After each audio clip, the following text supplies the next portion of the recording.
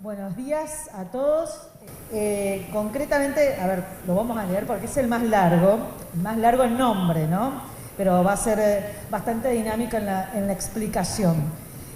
Panorama comercial de las pymes agroindustriales. La idea es hablar de la rentabilidad a la competitividad. Vamos a arrancar directamente hablando con Claudia Montiel. Se lo vamos a presentar, Claudia Montiel, a quien lo presentamos, acá está, allá está Claudio, licenciado en Comercio Internacional de la Universidad de La Matanza, especializado en Estadísticas de la Universidad Nacional de Río Cuarto y maestrado en Economía en la Universidad Austral. Trabaja desde hace 9 años en CAME, donde actualmente se desempeña como coordinador del Departamento de Estadísticas, Informes de Bases y Datos de CAME.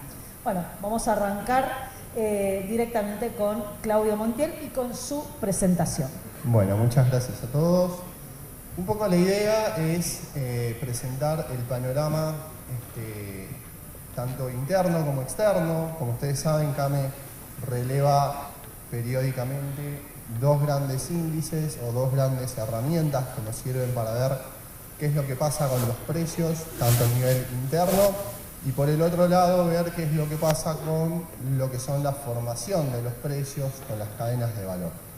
Por un lado tenemos el IPOD, que es el índice de precio de origen a destino, que tiene como objetivo ver qué pasa entre el precio de lo que se le paga a un productor en la puerta del campo y luego lo que termina pagando un consumidor en la góndola. Esta canasta está compuesta por 24 productos que nosotros consideramos que son la canasta que consumimos habitualmente, de los cuales 4 son bien específicos o representativos de esta zona. Y por el otro lado, las cadenas de valor tienen como objetivo ver principalmente cómo se va armando el precio a lo largo de todo el proceso, con el objetivo final de saber cuál es la carga impositiva de cada uno de los productos. Cuando empezamos a hablar del IPOD, trajimos 4 productos que les queremos mostrar la evolución desde el año 2021, enero 21, hasta abril del 24. Más que nada para que vean cómo impactaron los precios y también de alguna manera cómo el productor fue recibiendo esa parte que va aumentando en la góndola. Vean el caso del ajo, por ejemplo. Nosotros tenemos medido desde enero del 21 hasta abril del 24 una inflación total medida por el INDEC de 1.352%.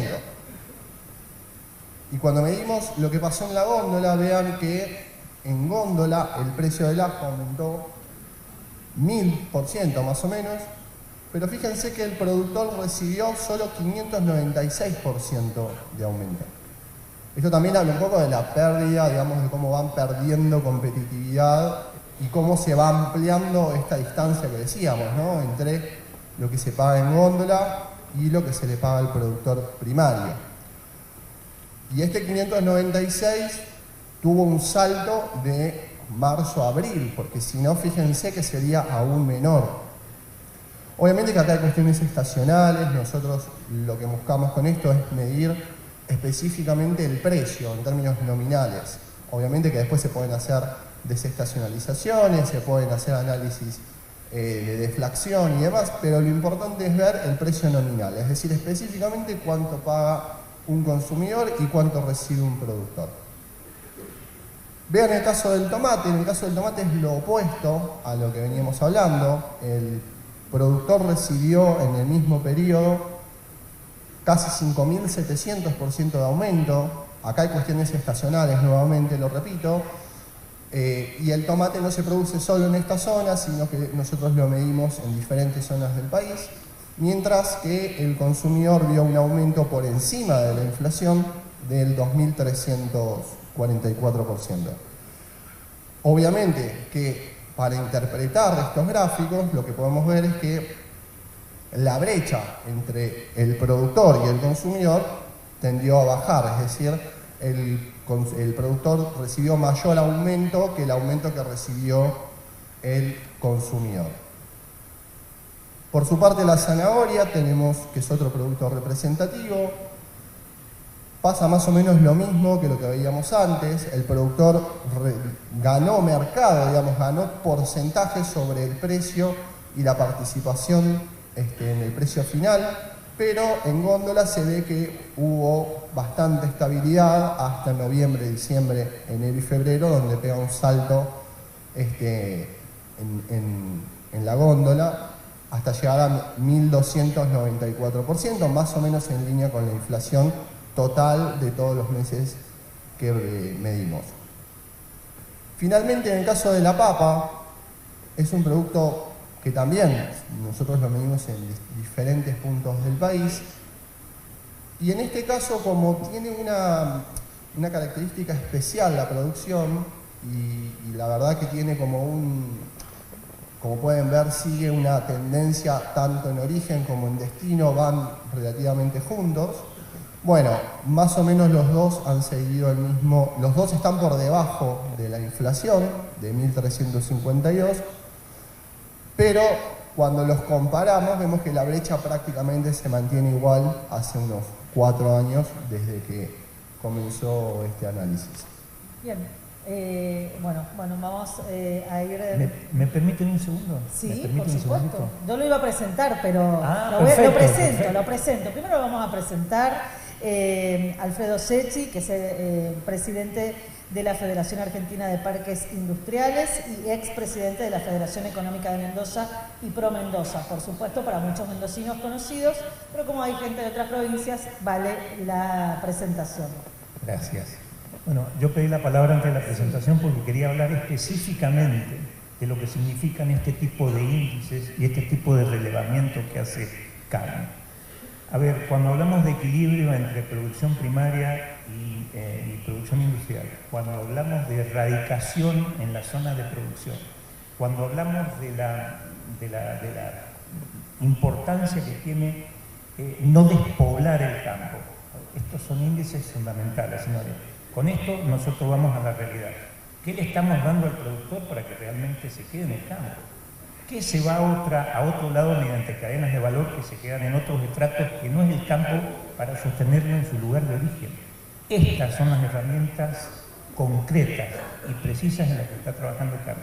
Estas son las herramientas que le dan sustento a lo que nosotros hablamos de equilibrio entre la producción primaria y la industria y la erradicación de la gente en nuestro campo.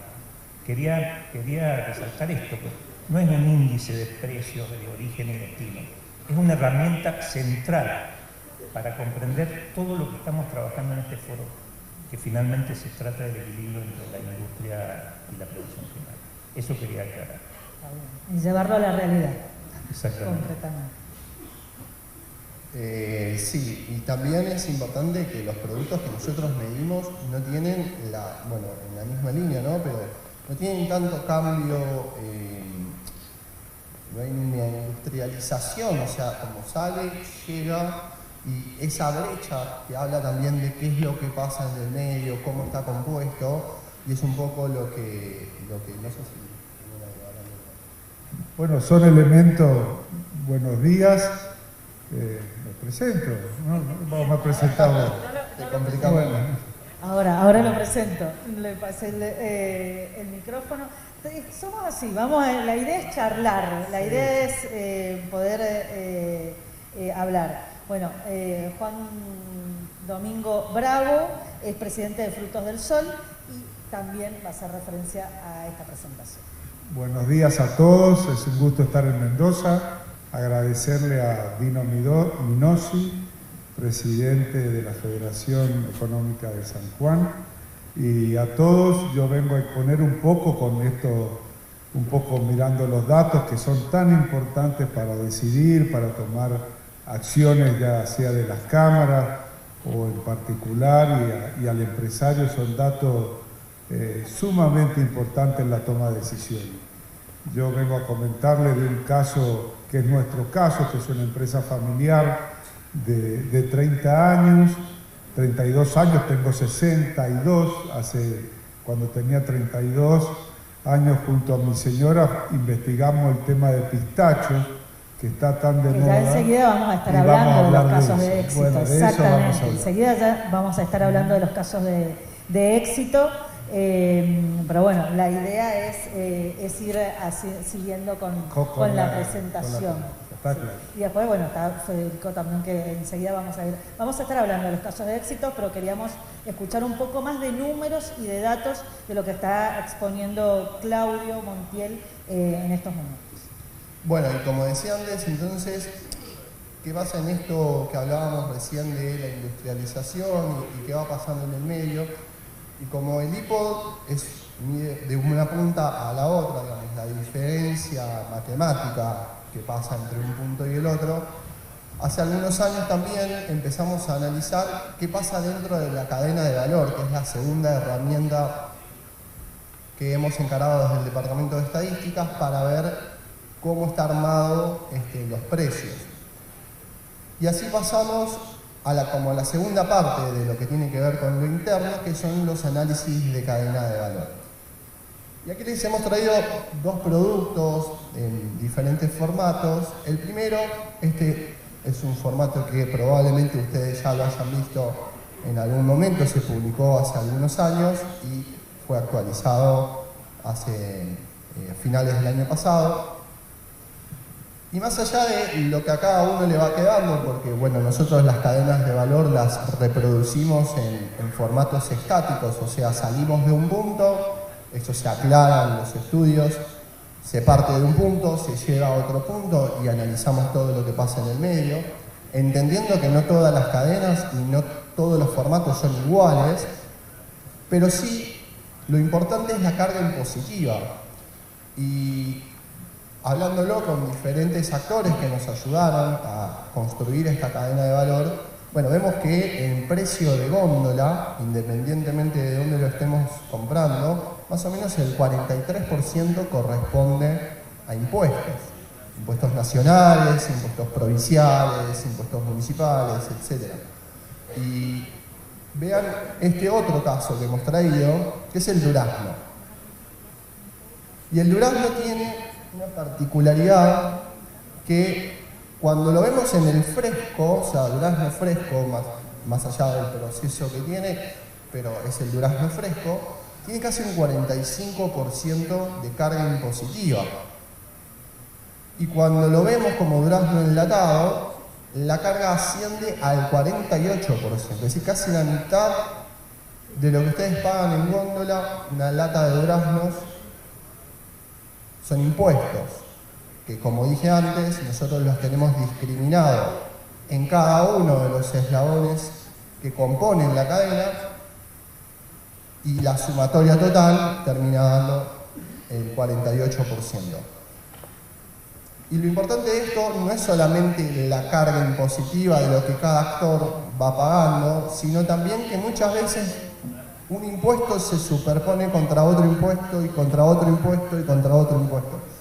Entonces, que va a ser como la segunda parte para hablar de comercio exterior, también habla un poco de los precios de competitividad a la hora de exportar. Porque si bien es cierto que cuando uno exporta, bueno, no puede exportar impuestos y sabemos que hay una deducción, pero hay impuestos que están implícitos que los terminamos exportando igual por el entramado impositivo que tiene la República Argentina. Y con la última placa vinculado a cadena de valor, y ahora le doy las palabras para que... Fíjense esta diferencia. Nosotros hicimos una simulación desde el Departamento de Estadísticas para ver cuál es la carga impositiva, es decir, cuántos impuestos se pagan en el caso de que yo quisiera importarlo. Esto es una importación simulada de Tailandia. Y cuando lo vemos de este modo, ese 48%, que obviamente es más grande que el 26%, es mucho más complejo de pagar incluso. No solamente es más alto, sino que es más complejo de pagar. Mientras que cuando yo importo, la forma de pagarlo es bastante más sencilla. O sea, ya no es solamente tengo menos carga impositiva, sino que me es más fácil pagarlos. Y vean el segundo dato importante, que es la ganancia neta que le queda al productor, al que lo al que lo compra, ya sea que lo importe o que lo produzca en Mendoza. Y con todo el trabajo que significa tener la industria y con la facilidad que tiene la importación de algún modo, es prácticamente igual. O sea, hay 1 o 2 puntos de diferencia. Entonces también ahí es un poco el decir, bueno, con esta estructura me termina conveniendo importar, porque tengo quizás hasta menos problemas para hacerlo. Por eso digo que es importante analizarlo desde este lugar, más allá de cómo está compuesto y qué parte se va quedando cada uno de los actores, es ver las ganancias netas, la carga impositiva y los costos. Ese es un poco el estudio que nosotros tenemos hecho en cadena de valor. Acá se ve claramente, en este caso, todo lo que significa un desequilibrio en la estructura impositiva que arrastramos hace muchos años, ¿no? Este tema de la competitividad acá, indudablemente estamos corriendo todos la misma carrera en el mercado global y en el mercado nacional, pero con algunas desventajas para los productos nacionales. La desventaja se ve claramente. La estructura impositiva hace que tanto el productor primario como toda la cadena de valor se vea desfavorecida por una estructura impositiva absolutamente opresiva. Estos son, yo insisto, estos son los datos claros que nos sirven para tratar de modificar. Nosotros queremos competitividad en el mercado externo. Este gráfico nos está mostrando que tenemos que cambiar muchas cosas para que eso realmente pase. Un comentario nada más. Y ahora un poco la idea es pasar al panorama externo y hablar de las exportaciones, las agroexportaciones de las pymes. Y nosotros desde el Departamento de Estadísticas tenemos también 2 productos que en ambos casos nos ha llevado entre 2 y 3 años de investigación, de desarrollo con sectores de CAME como industria, economías regionales y demás, y hemos trabajado mucho en lograr saber cuánto exportan las pymes, porque siempre los números que podemos ver en distintos lugares son estimaciones. Desde el Departamento de Estadísticas hemos logrado saber con bastante exactitud cuánto exportan las pymes. Y por un lado hemos creado el MER, que es el monitor de exportaciones de las economías regionales, y por el otro lado el MEP, que es un producto relativamente nuevo en cuanto a las publicaciones, porque lleva tiempo el armado de las pruebas técnicas, que es el monitor de exportaciones pymes. Y para la presentación de este foro, básicamente lo que hicimos es cruzar los 2 productos, es decir, cuántas pymes pertenecen a los complejos de las economías regionales y exportan. Estos son los primeros datos que tenemos analizados para 2023. Vemos que Mendoza, todo esto es pyme, aclaro, todos los datos que vemos son exportaciones pymes. En Mendoza, en 2023, las pymes exportaron 302,4 millones de dólares, de los cuales 90% pertenecen a uno de los complejos de las economías regionales. Lo mismo pasa con La Rioja. Fíjense, de La Rioja el 98% son vinculados a los complejos de las economías regionales, San Juan 77,2%, San Luis es el más bajo de todos, 24,3%, y Catamarca el 100% de las exportaciones de las pymes vinculados a los complejos de las economías regionales exportan. Y acá tenemos un dato interesante, que es saber cuántas pymes, no solamente en cantidad, en dólares, sino saber cuántas. Y acá tenemos el análisis hecho durante 3 años, 2021, 2022, 2023. Mendoza tiene 706 pymes exportadoras y en los 3 años analizados perdió 29 pymes que dejaron de exportar.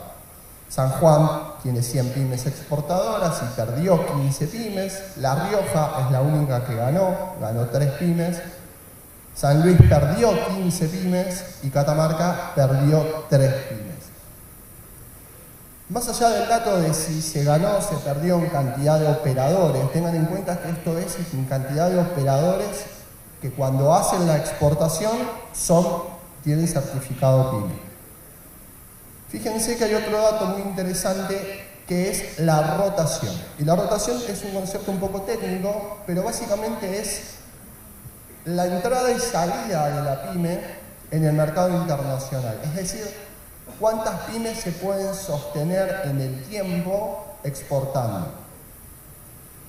Es decir, cuando esto nosotros lo analizamos para las grandes empresas, la rotación baja más o menos entre el 4 y el 5%. En el caso de las pymes a nivel país, nosotros lo tenemos medido en el 33%.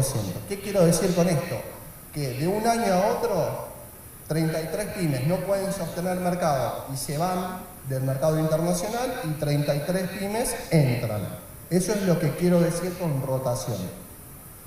En el caso de Catamarca es una de las provincias que tiene mayor rotación, es decir, mientras más alta es la rotación, menos puedo sostener el mercado externo. La Rioja tiene una de las rotaciones más bajas, con un 10%, San Juan 32%, Mendoza 31% y San Luis 32%. Estas últimas tres provincias están en la media nacional. Pero repito, el dato, más que nada para que lo tengamos presente, cuando esto lo analizamos para las grandes empresas, la rotación es de entre el 4 y el 5%, es decir, pueden sostener en el tiempo las exportaciones, los mercados que han abierto, etc.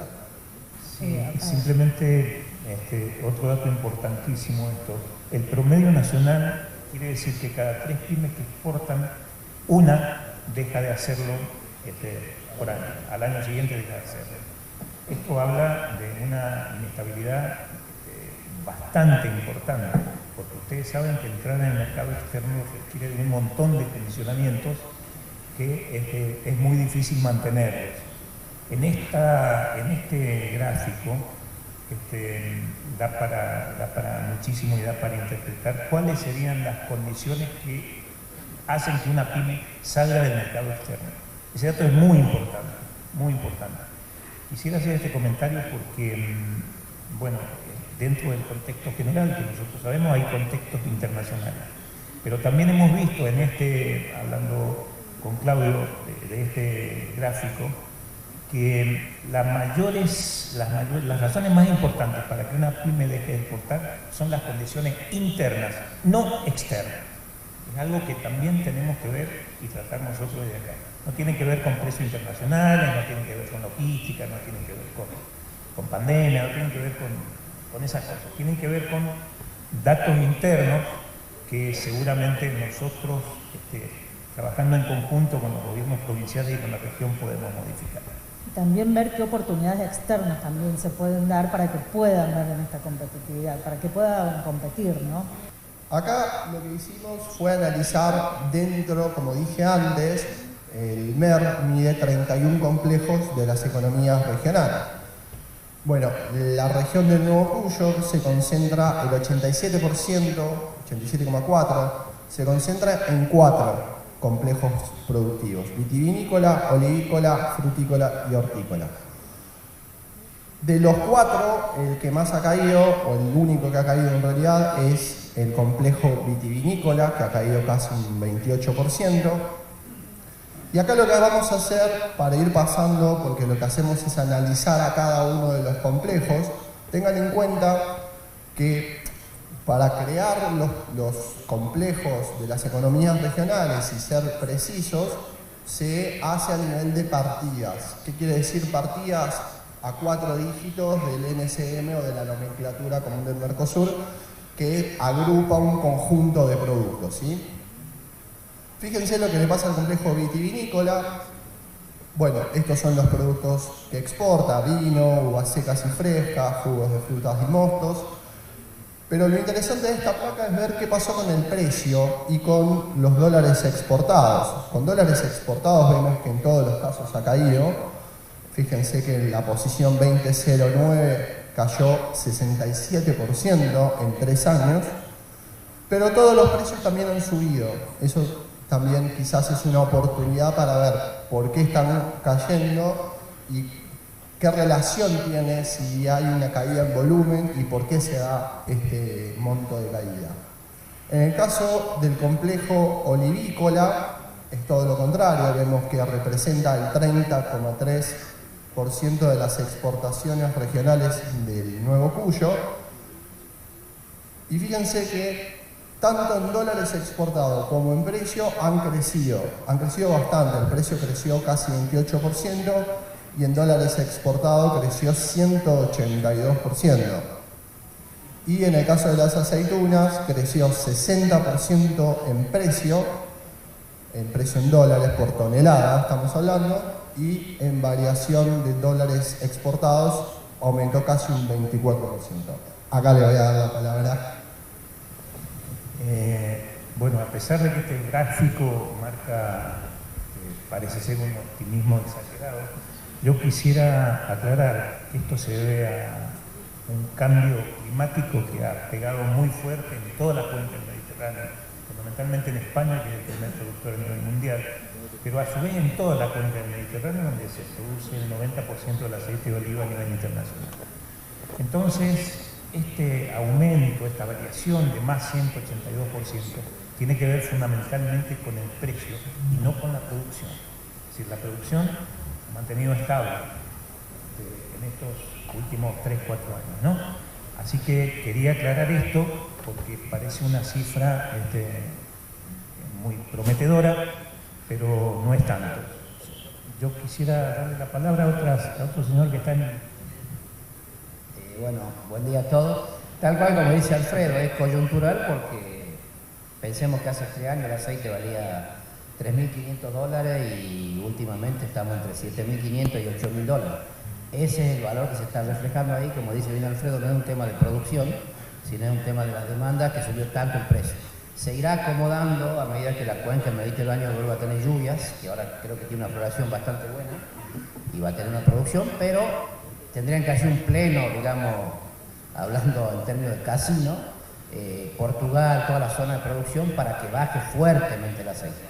Igual yo creo que el aceite se va a sostener en el tiempo en los $5.000 o $4.500, no va a bajar más a los valores históricos, que alguna vez también valían $1.800, ¿no? Bueno, a quien escuchábamos, que nos lo presentamos antes, es Federico Alonso, de Aceites del Valle de Catamarca. Y seguimos con el complejo frutícola. Tenemos frutos secos y frutas enlatadas. En el caso de frutos secos tenemos una fuerte caída, 36,3% en 3 años en precio, pero un aumento en dólares exportados. Y por el lado de las frutas enlatadas pasa lo mismo que decíamos antes, aumento en el precio, aumento en los dólares exportados. Finalmente, el complejo de hortalizas de bulbo y raíz, básicamente ajo, tiene una caída en el precio internacional del 20,8%, pero una suba en los dólares exportados del 43,3%. Esto es como el desagregado de cada uno de los complejos que les decía antes, que se concentra todas las exportaciones de las economías regionales en esta región. Entonces, para aglutinar toda la información, decimos básicamente que el 87,4% de todo lo que se exporta en esta región está concentrado en estos 10 productos: vino, aceite de oliva, aceitunas, hortalizas, frutas, etc. Básicamente es como para tener un panorama completo y no separado por cada uno de los complejos.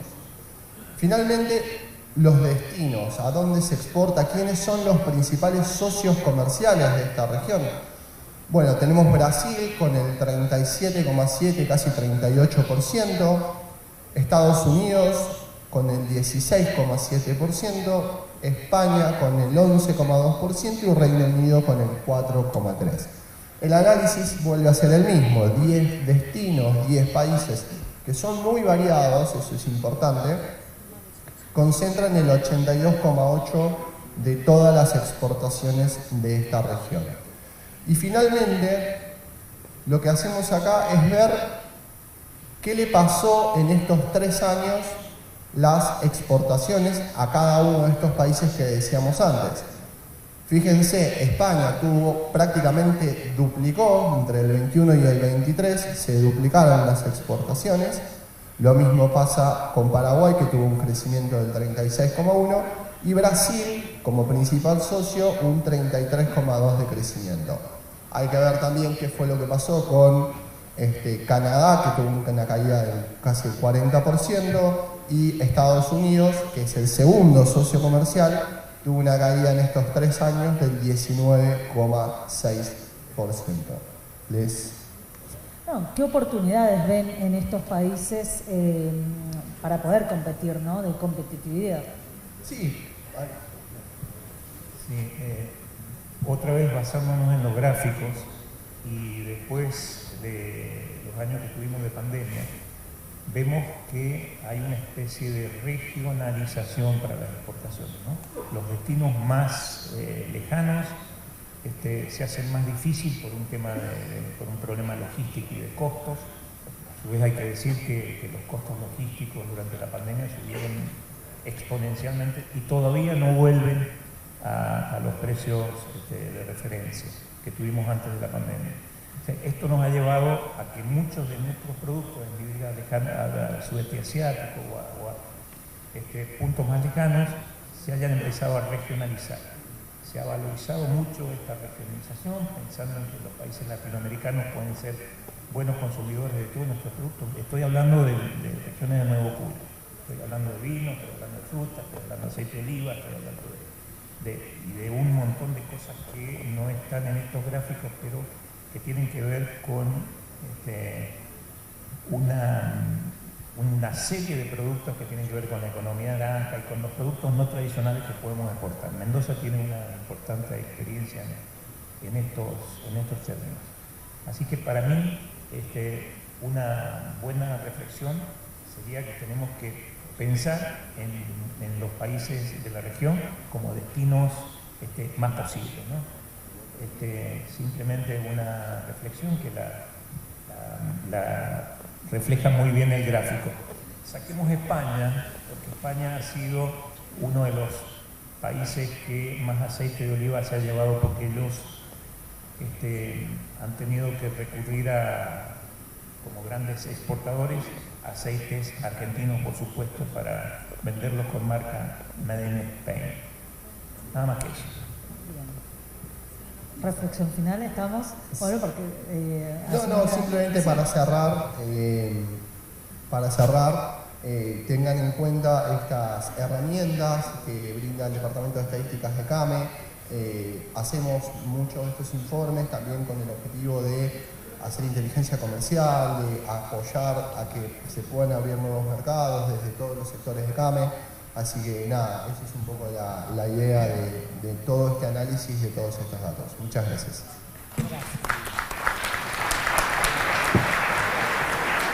Bueno, vamos